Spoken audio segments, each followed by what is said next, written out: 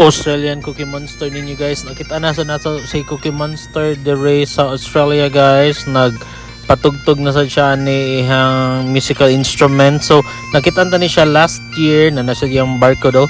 So last year around June 13, 2023 niya karon June 30 2024 nakita na to. So June tingin ni siya tigawas diri sa Australia na siya diri sa Woolworths menu na din is Cookie Monster kana siya wedding ring niya da tanawa pabibo sa si Cookie Monster niya nindot sa siya mo tugtugan ning kuan instrument niya entertaining kayo may kimukuan mo pabibos mga tao mo agi call me daw call me maybe char.